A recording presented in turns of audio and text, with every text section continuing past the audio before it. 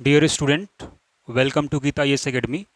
जैसा कि आप सभी जानते हैं कि हमने पिछले क्लास में जीएस पेपर 3 के सिलेबस में इंडियन इकोनॉमी के सिलेबस को डिस्कस कर चुके हैं। उसके बुक लिस्ट और रिसोर्स की भी बात कर दिए हैं। तो अगर आपने नहीं देखा हो वीडियो तो आप देख सकते हैं, ठीक, पिछले क्लास में है। देखिए, आज की क्लास में हम डिस्कस करेंगे जो बचे हुए पार्ट्स हैं, जैसे internal security, disaster management, environment and ecology वाली पार्ट, ठीक है। और चौथा जो पार्ट है आपका साइंस एंड टेक्नोलॉजी, ठीक।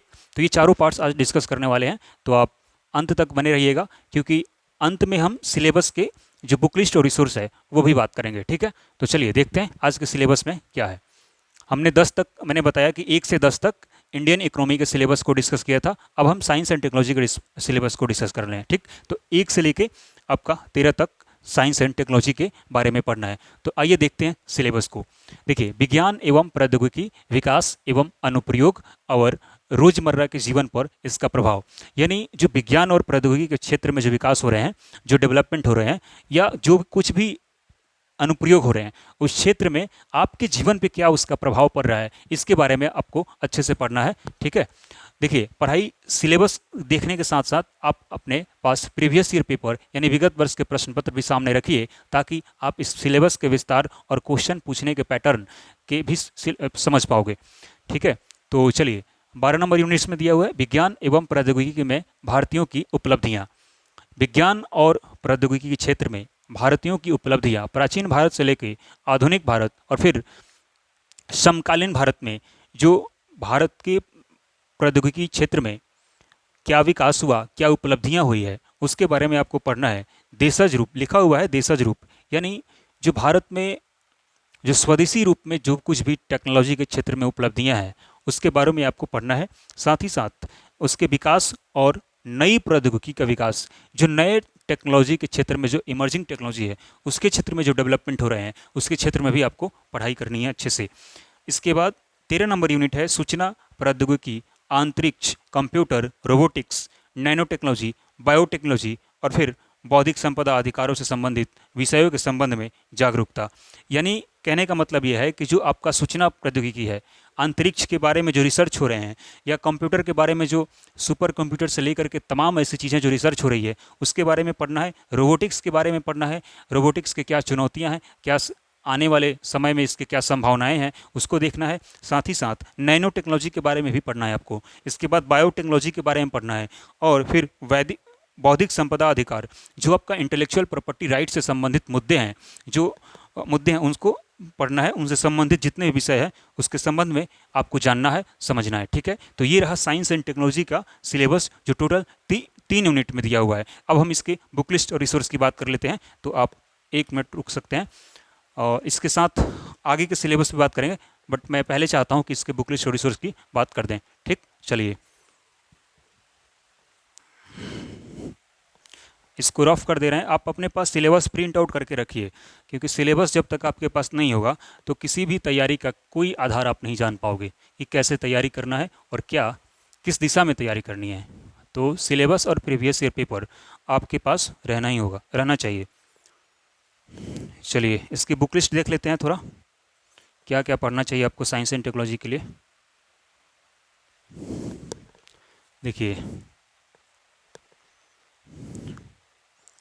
साइंस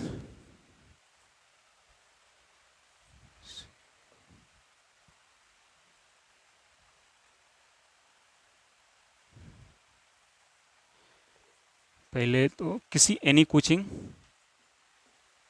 क्लास नोट्स विजन का आप देख सकते हैं, मेंस 365, ठीक। मंथली मैगजीन भी, जो साइंस टेक वाला सेक्शन है उसको देख सकते हैं, विजन आई कहीं आता है ये।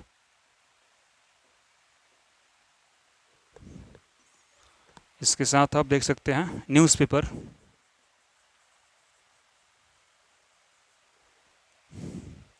ठीक है। इतना चीज़ कर लीजिएगा, आपका साइंस एंड टेक्नोलॉजी हो जाएगा, ठीक है। देखिए, एनी क्लास नोट्स, जैसे विजन आई दृष्टि, किसी का भी देख सकते हो आप। मेंस में मेंस का एक 365 आता है विजन आई का, वो देख सकते हो। और मंथली मैगजीन विजन आई का जो मंथली मैगजीन आता है उसमें जो साइंस टेक वाला सेक्शन है वो देख सकते हो। और newspaper the Hindu and Indian express से आप कवर कर सकते हो। संडे को द हिंदू में आर्टिकल्स आते हैं जो साइंस टेक पे आधारित होते हैं, आप इसे देख सकते हैं। आइए अब हम नेक्स्ट वाले टॉपिक्स को देखते हैं। तो देख लेते हैं कौन सा है। अब इन्वायरमेंट का है, 14 नंबर इन्वायरमेंट का है, इसे इरेज करते हैं, देख लीजिए। चलिए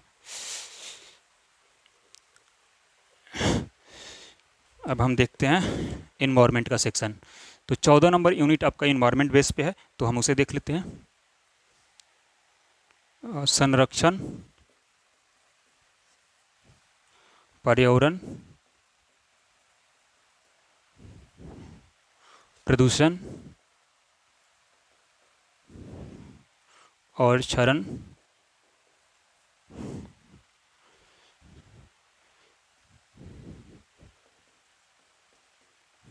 इसके बाद पर्यावरण पे प्रभाव,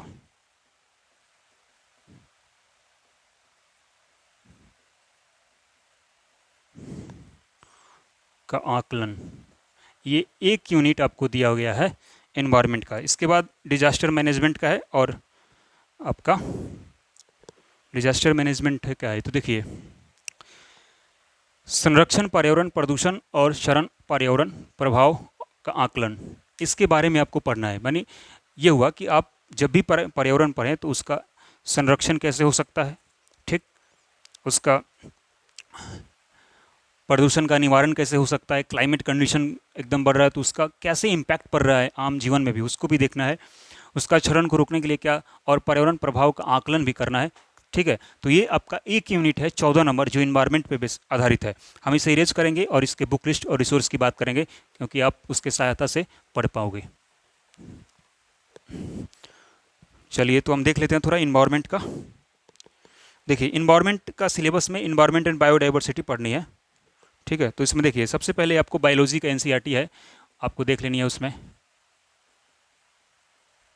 साइंस एंड टेक्नोलॉजी के लिए है, सॉरी इन्वायरमेंट के लिए, सॉरी इन्वायरमेंट एंड बायोडाइवर्सिटी के सिलेबस में कवर करना है, तो आपको बायोलॉजी का एनसीईआरटी लास्ट 4 चैप्टर इसको आपको करना पड़ेगा, ठीक है। और इसके बाद है दृष्टि का, मैंने पढ़ा है नोट्स, दृष्टि आईएएस, विजन आईएएस का भी ले सकते हैं आप, क्लास नोट्स की बात कर रहा हूँ मैं।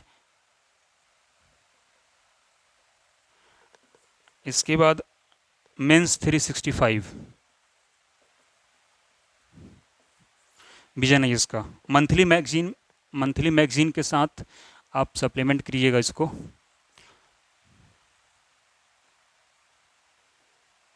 मंथली मैगजीन में जो इन्वायरमेंट का सेक्शन होगा ना, उसको आपको देख लेना है, ठीक। इतना कर लेंगे आपका हो जाएगा काम। न्यूज़पेपर आपको ऐड करना ही होगा, ठीक, ये चीज़ देख लीजिएगा, ठीक। इतना हो गया। इन बायोलॉजी का जो चैप्टर लास्ट है 4 वो देखना है, दृष्टि आईएएस का क्लास नोट्स, और फिर मेंस का 365, मंथली मैगजीन विजन आईएएस का, और न्यूज़पेपर द हिंदू का आप देख सकते हैं, ठीक। ये रहा आपका। अब हम देख लेते हैं आपका डिजास्टर मैनेजमेंट का, ठीक है। तो डिजास्टर मैनेजमेंट बायोलॉजी का ये हो गया आपका। अब मैं डिजास्टर मैनेजमेंट को देखेंगे।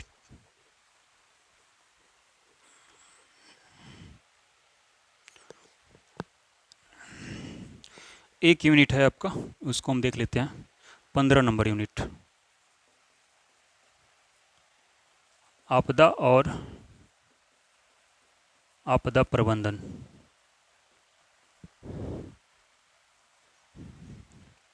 आपदा और आपदा प्रबंधन, देखिए आपदा और आपदा प्रबंधन के बारे में पढ़ना है, यानी जो भी आपदाएं हैं उसका प्रबंधन किस प्रकार से किया जा सकता है, उसकी क्या चुनौतियां हैं और क्या सुझाव और समाधान है, इसके बारे में आपको पढ़ना है। तो इसको कवर करने के लिए सबसे पहले क्या करोगे आप, रिसोर्स की बात करते हैं। रिसोर्स में देखिए सबसे पहले आपको करना है क्लास नोट्स ले लेना है विजन आईएएस का, ठीक है, छोटा विषय है। इसके बाद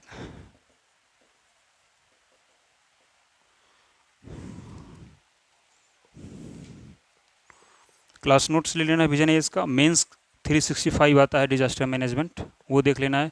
और मंथली मैगजीन लीजिएगा, और उसके साथ जो भी आपदा प्रबंधन से संबंधित न्यूज़ हो गए उसको आपको पढ़ लेना है। और न्यूज़पेपर की सहायता आप ले सकते हो, जो बहुत ज़रूरी है ये, ठीक है। ये 3 चीज़ कर लो, इसके साथ हो जाएगा। देखो रिसोर्स में क्लास नोट्स विजन आईएएस का, किसके लिए, डिजास्टर मैनेजमेंट के लिए, और मेंस 365 डिजास्टर मैनेजमेंट के लिए विजन आईएएस का न्यूज़पेपर, और मंथली मैगजीन आप ले लोगे, उसमें जो भी डिजास्टर मैनेजमेंट से संबंधित खबर होंगे आप उसको कवर कर लेना, ठीक। इससे काफ़ी आपका सिलेबस कवर हो जाएगा, ठीक है। चलो अब एक लास्ट सेक्शन रह गया, आप उसको भी देख लेते हैं। एक सेक्शन आपका है विकास और फैलते उग्रवाद के बीच संबंध।